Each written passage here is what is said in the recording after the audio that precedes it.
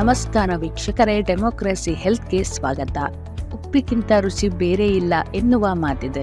ಅದೇ ಕಪ್ಪು ಉಪ್ಪಿನ ರುಚಿಯು ಇನ್ನಷ್ಟು ಅದ್ಭುತ. ಇದು ರುಚಿ ಜೊತೆಗೆ ಹಲವಾರು ಆರೋಗ್ಯ ಗುಣ ಹೊಂದಿದೆ. ಉಪ್ಪು ಎಂದರೆ ತಕ್ಷಣಕ್ಕೆ ಕಣ್ಣ ಮುಂದೆ ಬರುವುದು ಬಿಳಿ ಬಿಳಿಯಾಗಿ ಇರುವಂತಹ ಹರಳುಗಳು. ಯಾವುದೇ ಅಡುಗೆಯಾದರೂ ಉಪ್ಪಿಲ್ಲದೆ ಅದು ಪೂರ್ತಿಯಾಗುವುದಿಲ್ಲ. ಸಾಮಾನ್ಯವಾಗಿ ನಾವೆಲ್ಲರೂ ಕಲ್ಲುಪ್ಪು ಮತ್ತು ಪುಡಿ ಉಪ್ಪು ಬಳಕೆ ಮಾಡುತ್ತೇವೆ. ಕಪ್ಪು ಉಪ್ಪನ್ನು ಕೂಡ ಇಂದಿನ ದಿನಗಳಲ್ಲಿ ಹೆಚ್ಚಾಗಿ ಬಳಕೆ ಮಾಡಲಾಗುತ್ತದೆ.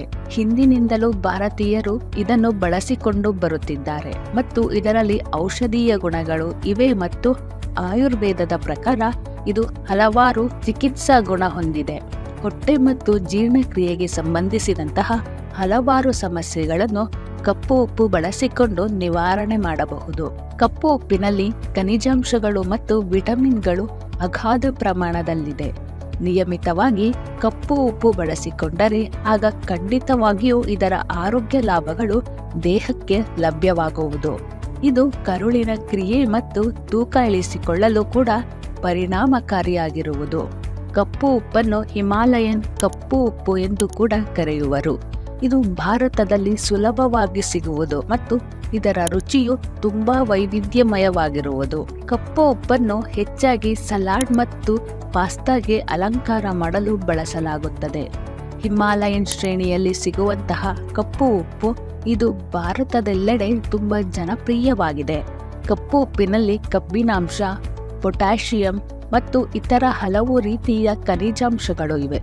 ಇದರಲ್ಲಿ ಸಲ್ಫರ್ ಅಂಶವು ಇರುವ ಕಾರಣದಿಂದಾಗಿ ಇದು ಯಾವಾಗಲೂ ಬೇಯಿಸಿದ ಮೊಟ್ಟೆಯ ಹಳದಿ ಲೋಳೆಯಂತೆ ಸುವಾಸನೆ ಬರುವುದು.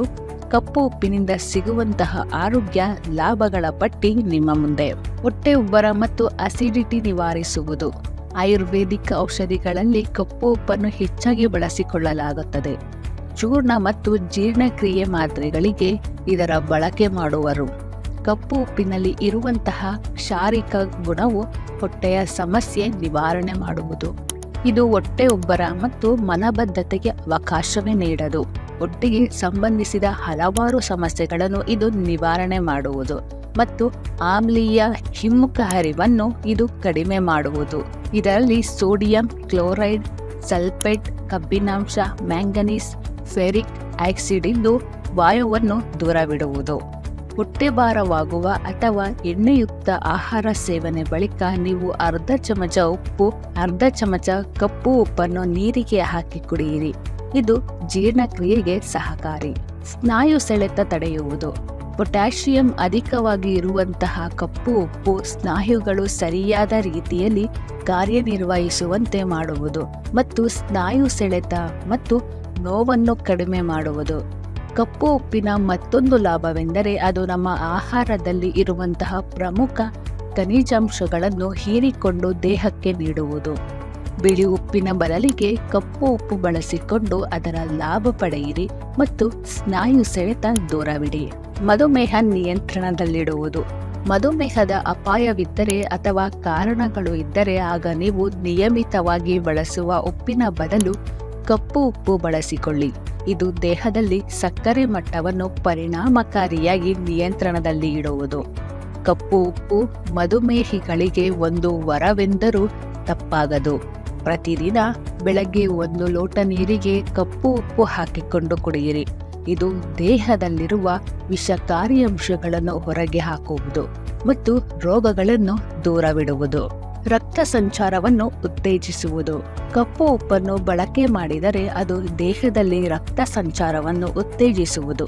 ಇದರಲ್ಲಿ ಸೋಡಿಯಂ ಅಂಶವು ಕಡಿಮೆ ಇರುವ ಕಾರಣದಿಂದಾಗಿ ಇದು ರಕ್ತ ತೆಳು ಮಾಡಲು ನೆರವಾಗುವುದು ಮತ್ತು ಇದರಿಂದಾಗಿ ರಕ್ತ ಸಂಚಾರವು ಸುಗಮವಾಗಿ ಆಗುವುದು. ಇದೇ ರೀತಿಯಲ್ಲಿ ದೇಹದಲ್ಲಿನ ರಕ್ತದೊತ್ತಡವನ್ನು ಇದು ಕಾಪಾಡುವುದು. ರಕ್ತ ಹೆಪ್ಪುಗಟ್ಟುವಿಕೆ ತಡೆಯುವುದು ಮತ್ತು ಕೊಲೆಸ್ಟ್ರಾಲ್ ಸಮಸ್ಯೆ ನಿವಾರಿಸುವುದು. ಸಮುದ್ರ ಉಪ್ಪು, ಕಲ್ಲುಪ್ಪು, ಬೆಳ್ಳುಳ್ಳಿ ಉಪ್ಪು, ನೈಸರ್ಗಿಕ ಹುಡಿ ಉಪ್ಪು ಎಲ್ಲದರಲ್ಲಿ ಸೋಡಿಯಂ ಅಧಿಕವಾಗಿ ಇದೆ. ರಕ್ತದೊತ್ತಡದ ಸಮಸ್ಯೆ ಇರುವವರು ಇದರ ಬಳಕೆ ಮಾಡಬಾರದು. ಗಂಟು ನೋವು ಅಥವಾ ದೇಹದಲ್ಲಿ ಇತರ ಯಾವುದೇ ರೀತಿಯ ನೋವಿದ್ದರೆ ಆಗ ನೀವು ಕಪ್ಪು ಉಪ್ಪು ಬಳಸಿಕೊಂಡು ಇದಕ್ಕೆ ಪರಿಹಾರ ಕಂಡುಕೊಳ್ಳಬಹುದು. ಕಪ್ಪು ಉಪ್ಪು ಬಳಸಿಕೊಂಡು ಬಿಸಿ ಶಾಖ ನೀಡಿದರೆ ಅದರಿಂದ ಗಂಟು ನೋವು ಕಡಿಮೆ ಆಗುವುದು. ಒಂದು ಸ್ವಚ್ಛ ಬಟ್ಟೆಗೆ ಕಪ್ಪು ಉಪ್ಪು ಹಾಕಿ ಮತ್ತು ಇದನ್ನು ತವಾದಲ್ಲಿ ಬಿಸಿ ಮಾಡಿ ಇದನ್ನು ಸುಡದಂತೆ ಎಚ್ಚರ ವಹಿಸಿ. ಇದರ ಬಳಿಕ ಬಾಧಿತ ಜಾಗದಲ್ಲಿ 10 ರಿಂದ 15 ನಿಮಿಷ ಕಾಲ ಶಾಖ ಇಡಿ. 2 ಸಲ ನೀವು ಇದನ್ನು ಮಾಡಿದರೆ ಆಗ ಬೇಗನೆ ನೋವಿನಿಂದ ಪರಿಹಾರ ಸಿಗುವುದು. ಕಪ್ಪು ಉಪ್ಪು ತೂಕ ಇಳಿಸಲು ಸಹಕಾರಿ. ಕಪ್ಪು ಉಪ್ಪಿನಲ್ಲಿ ಇರುವಂತಹ ಕರಗಿಸುವ ಮತ್ತು ವಿಭಜಿಸುವಂತಹ ಗುಣವು ತೂಕ ಇಳಿಸಲು ಬಯಸುತ್ತಿರುವ ಜನರಿಗೆ ತುಂಬಾ ಒಳ್ಳೆಯದು. ಇದು ಕರುಳಿನ ಕ್ರಿಯೆಗೆ ಸಹಕಾರಿ. ಮಲಬದ್ಧತೆ, ಹೊಟ್ಟೆ ಉಬ್ಬರ ಸಮಸ್ಯೆಯನ್ನು ನಿವಾರಣೆ ಮಾಡುವ ಕಪ್ಪು ಉಪ್ಪು ತೂಕ ಇಳಿಸಲು ಸಹಕಾರಿಯಾಗುವುದು. ನೀವು ತೂಕ ಇಳಿಸಲು ಬಯಸಿದ್ದರೆ ಆಗ ನೀವು ಉಪ್ಪಿನ ಬದಲಿಗೆ ಕಪ್ಪು ಉಪ್ಪು ಬಳಸಿ. ಮತ್ತಷ್ಟು ಮಾಹಿತಿಗಾಗಿ ಮತ್ತು ಆಕರ್ಷಕವಾದ ವಿಡಿಯೋಗಳಿಗಾಗಿ ಡೆಮೋಕ್ರಸಿ ನ್ಯೂಸ್ಗೆ ಲೈಕ್ ಮಾಡಿ, ಶೇರ್ ಮಾಡಿ ಮತ್ತು ಸಬ್ಸ್ಕ್ರೈಬ್ ಮಾಡಿ. ತಪ್ಪದೇ ಪಕ್ಕದಲ್ಲಿರುವ ಬೆಲ್ ಬಟನ್ ಅನ್ನು ಕ್ಲಿಕ್ ಮಾಡಿ. ಧನ್ಯವಾದಗಳು.